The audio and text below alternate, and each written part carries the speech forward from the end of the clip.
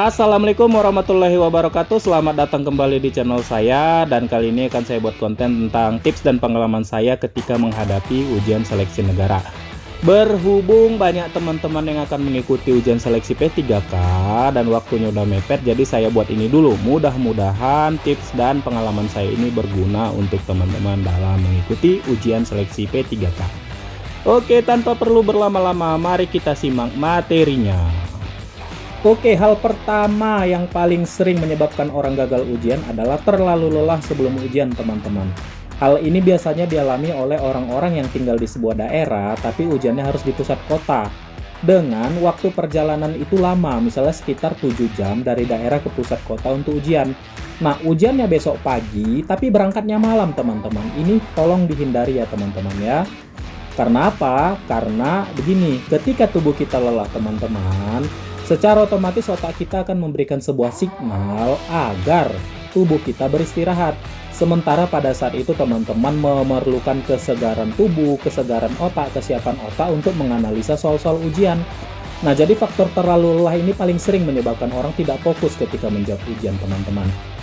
Terus menganalisanya gimana, Bang? Nah, gampang banget, teman-teman. Usahakanlah untuk teman-teman yang tinggal di daerah dengan jarak perjalanan yang jauh, usahakanlah telah sampai ke lokasi untuk ujian itu. Misalnya ke daerah, ke kota untuk ujian itu sekitar 24 atau 48 jam sebelum ujian. Jadi teman-teman di sini bisa lebih fokus, badannya udah rileks, badannya sudah siap untuk bertempur, otaknya juga bisa memberikan signal untuk bertempur. Sehingga ketika ujian ya pasti teman-teman bisa lebih fokus, bisa lebih siap dalam menganalisa soal-soal ujian. Oke, hal kedua yang paling sering menyebabkan seseorang gagal ujian itu adalah konsentrasi dan mentalnya yang belum terlatih, teman-teman. Ini banyak dialami peserta. Begini, teman-teman. Ketika simulasi, ketika try out, ini nilainya bagus-bagus terus.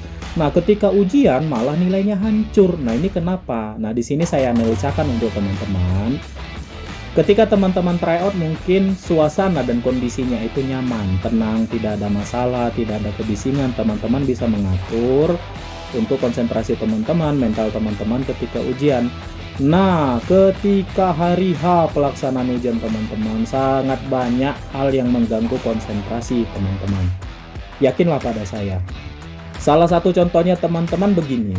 Ketika teman-teman baru akan memasuki lokasi ujian, begitu melihat peserta lain, teman-teman pasti sudah gugup. Ketika teman-teman sedang antri juga akan gugup. Nah, belum lagi ketika ujian teman-teman. Mungkin ketika teman-teman try out, ketika teman-teman sedang latihan, ini gampang jawab soalnya. Tapi begitu pelaksanaan teman-teman, ingat teman-teman, ujian itu tidak sendiri, beserta dengan peserta yang lain ya teman-teman ya.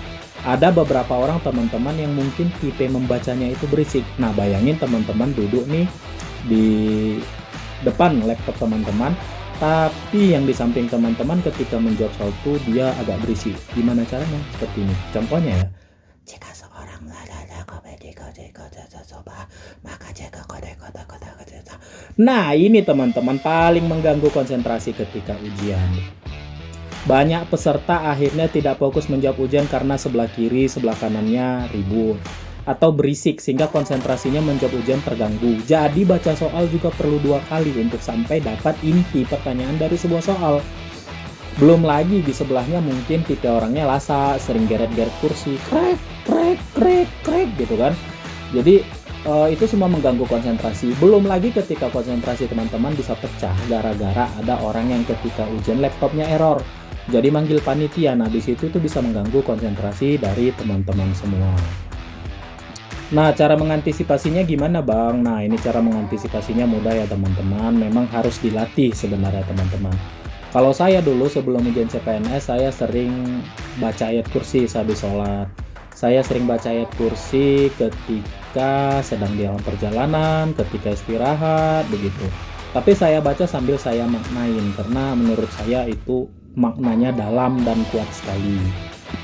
Yang ayat terakhirnya paling sering saya maknai teman-teman, yang berbunyi wasi'a kursiyuhus samawati wal ard wala ya'uduhu hifdzuhuma wa huwal aliyyul azim. Nah, yang maknanya kira-kira begini teman-teman. Kekuasaan Allah itu meliputi langit dan bumi, dan Allah tidak merasa berat dalam memelihara keduanya, dan Allah maha tinggi lagi maha besar. Jadi saya sering memaknai ayat itu sehingga timbul mental saya, keyakinan saya bahwasanya Allah itu begini. Allah itu udah memang mengurus langit dan bumi, dan udah jaminan dari Allah bahwasanya dia akan mencukupi rezeki manusia. Jadi ketika saya berangkat, saya nggak mikirkan lagi kalah atau menang, yang pasti saya cuma mikirnya berjuang. Saya cuma yakin itu, mental saya udah kuat, kemudian saya naruh keyakinan saat itu, kalaupun saya tidak lulus, Allah akan buka rezeki lain dari saya, jadi saya tidak mau terganggu konsentrasinya. Nah begitu teman-teman. Nah ketika saya ujian, jujur aja di samping kiri teman saya itu memang tipe orang yang baca soal itu ya. Terus yang di samping kanan saya tipe orang yang sedikit lasak, geret kursi kanan kiri sana kemari, dan banyak keributan lainnya. Tapi karena saat itu memang mental saya udah fokus ya, mungkin ya dengan izin Allah lah mental saya fokus saat itu. Ya saya cuman memang fokus untuk menjawab ujiannya aja gitu loh. Saya fokus untuk menganalisa soal aja, dan alhamdulillah ketika SKD dan SKB itu saya praktekkan, alhamdulillah ya saya nilainya tertinggi teman-teman, alhamdulillah dengan izin Allah. Terus mungkin untuk teman-teman saya yang beragama non-muslim mungkin bisa dilatih dengan doa-doa secara agamanya atau dengan meditasi, supaya bagaimana ini untuk membentuk konsentrasi dan untuk membentuk suatu mentalitas kita sebelum menghadapi ujian itu teman-teman. Oke. Hal ketiga yang paling sering menyebabkan orang gagal ujian ya menurut saya teman-teman, karena kurang glukosa teman-teman, kurang glukosa saat ujian. Hal ini kenapa terjadi teman-teman? Karena mungkin pengaturan yang salah. Mungkin dia ujiannya jam 10 tapi tidak sarapan, atau dia ujiannya jam 2 tapi dia sarapannya jam 8 pagi gitu loh. Nah ini contohnya begini, ketika Anda dapat jadwal ujian jam 2, Anda berangkat misalnya jam 9 pagi supaya tidak telat, Anda makan begitu kan. Sementara makanan Anda dari jam 8 itu sudah dipakai glukosanya, energinya untuk aktivitas tubuh. Katakanlah sampai jam 12. Sehingga di jam 12 teman-teman sebenarnya kadar glukosa darahnya sudah turun. Nah, ketika hal itu terjadi, teman-teman ketika jam 12 itu sudah antri untuk masuk ruangan, pemeriksaan, menyimpan barang begitu biasanya kan ketika menghadapi ujian negara ini.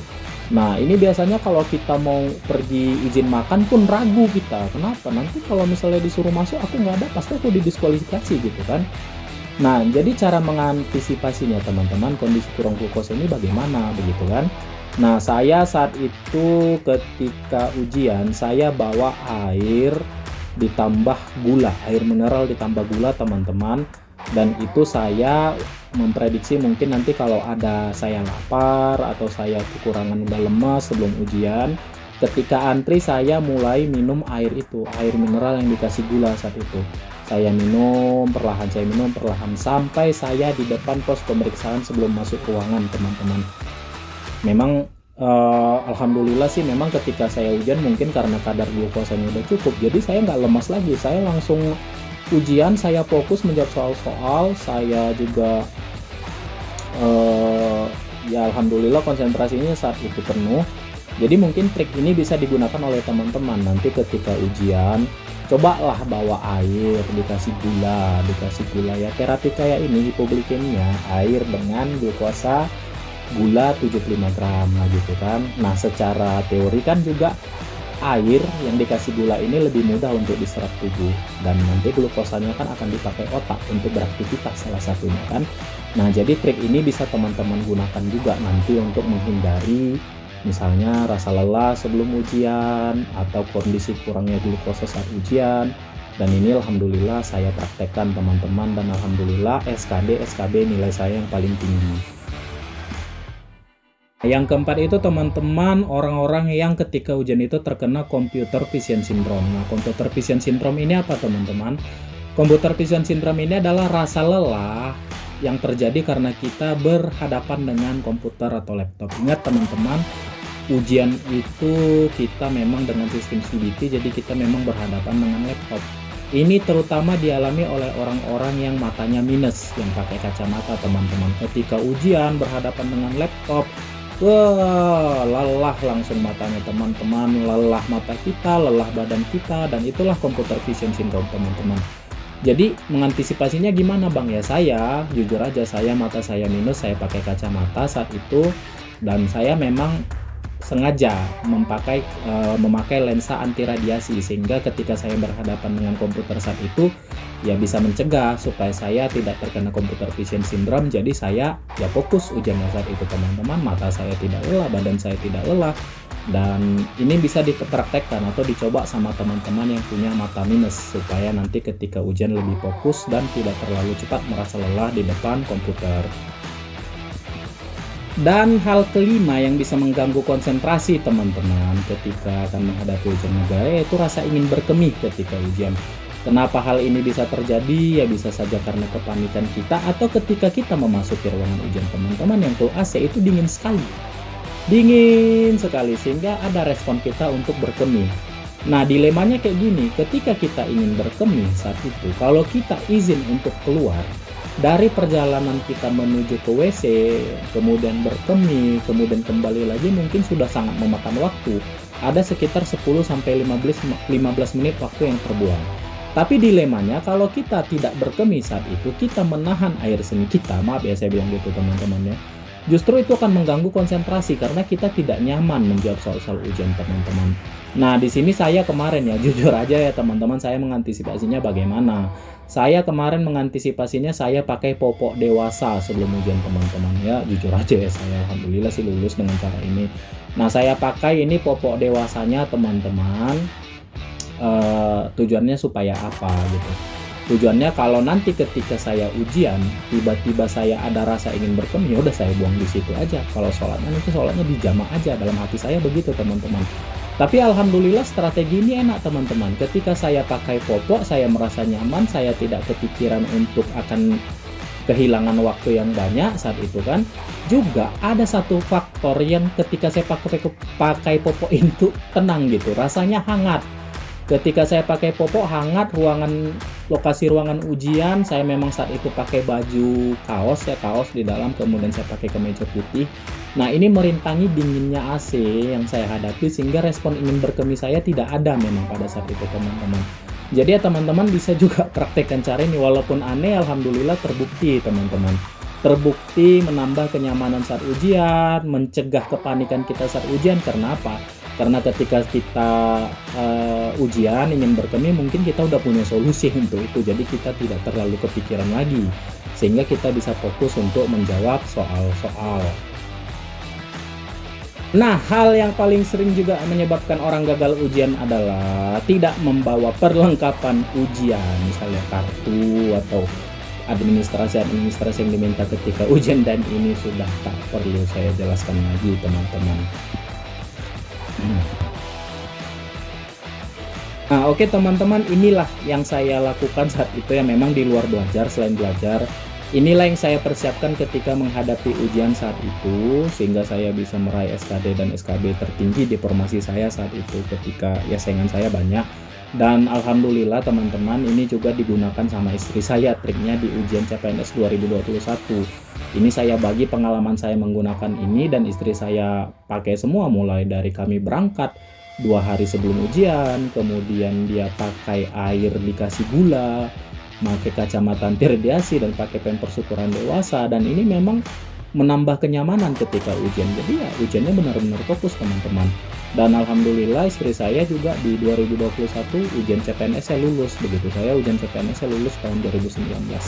Nah, oke teman-teman, mungkin itu saja yang bisa saya bagikan. Mudah-mudahan bukan tutorial ya, konten ini membantu untuk teman-teman yang mungkin menghadapi masalah yang sama dengan saya ketika itu waktu ujian. Nah, oke, mungkin untuk materi nanti saya upload kalau ada waktu teman-teman, dan saya ucapkan terima kasih ya teman-teman.